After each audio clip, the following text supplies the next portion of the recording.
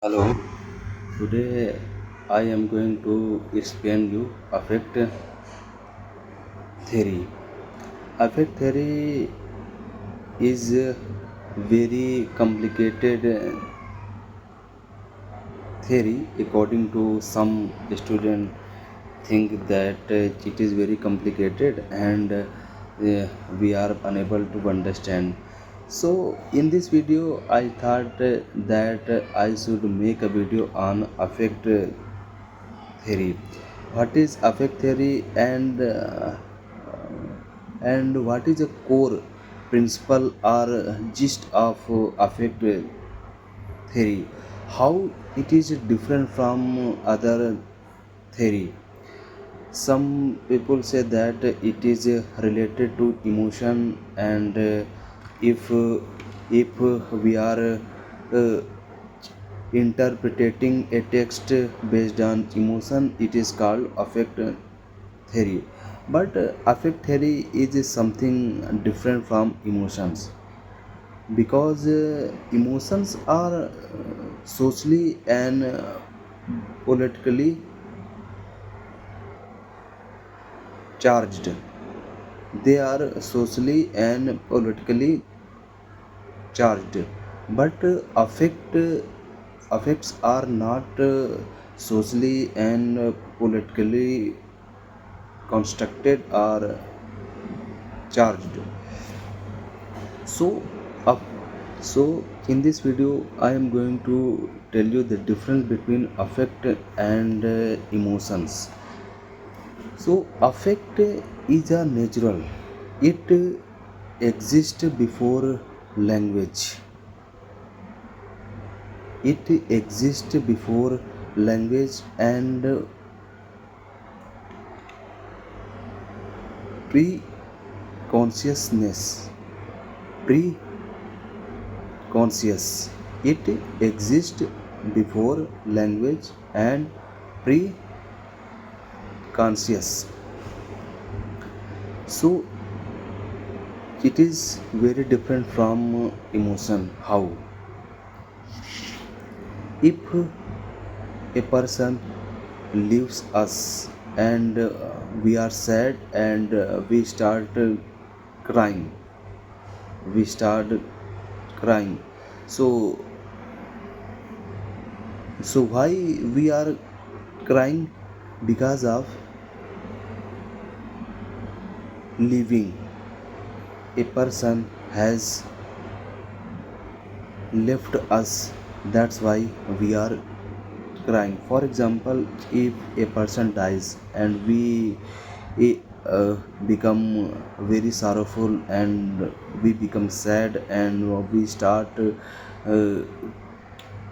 crying and weeping loudly, this is called emotions.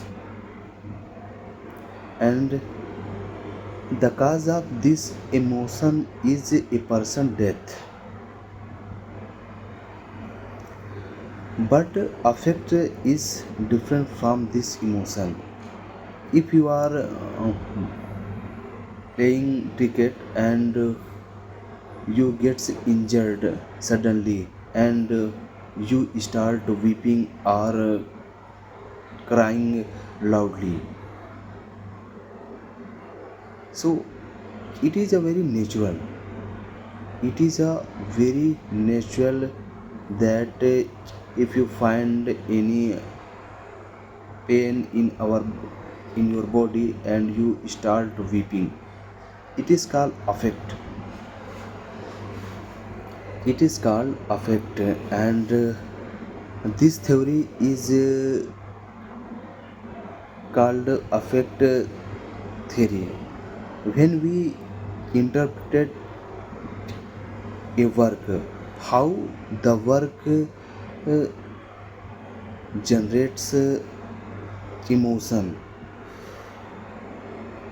in the audience, it is called affect theory. How the people feel after reading the text or after watching a movie.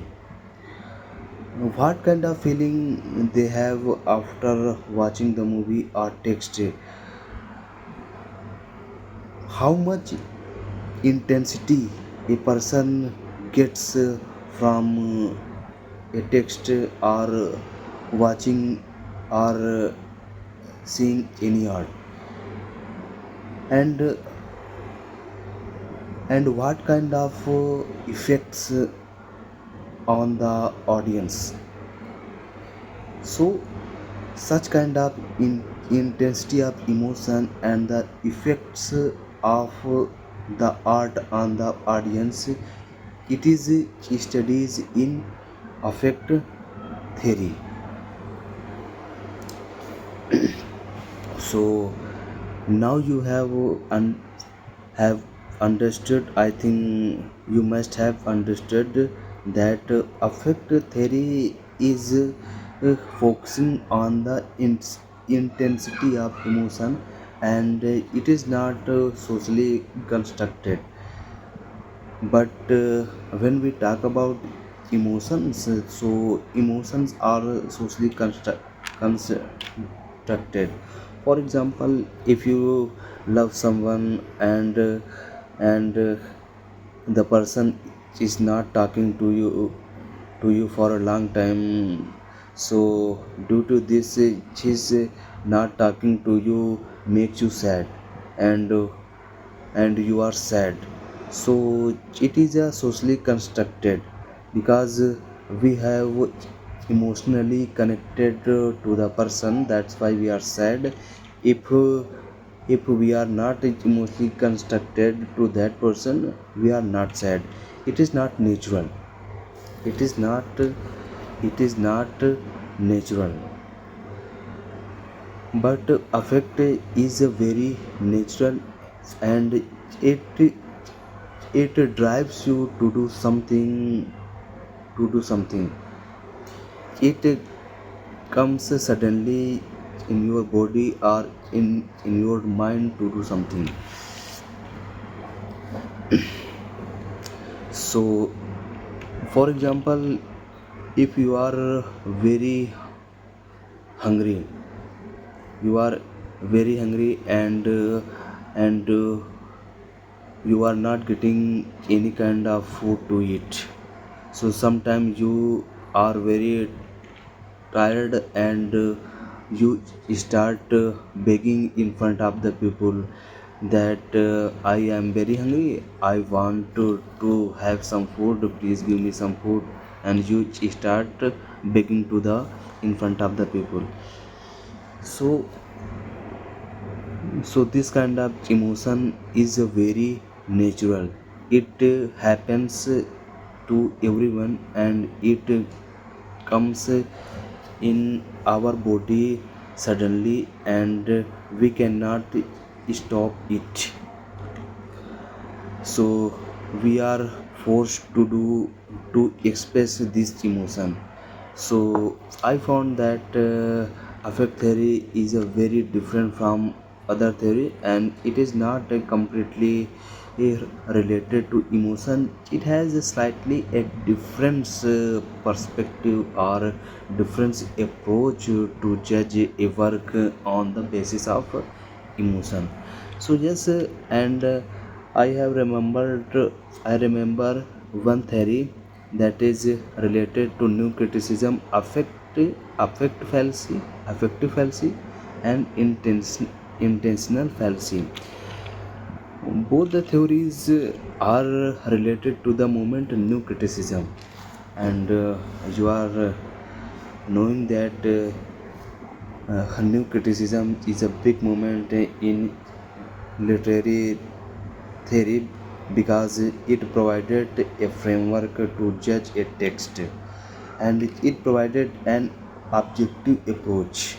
So before new criticism, the people were judging a text based on the social political perspective.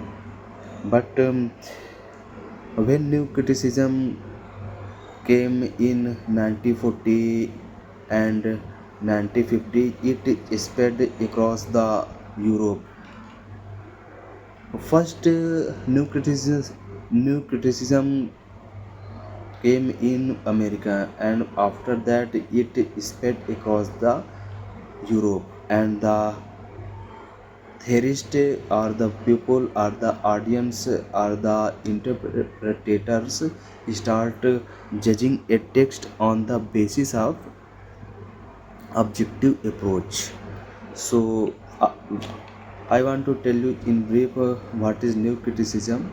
So, the core principle of new criticism is that a text should not be judged on the basis of social and historical perspective.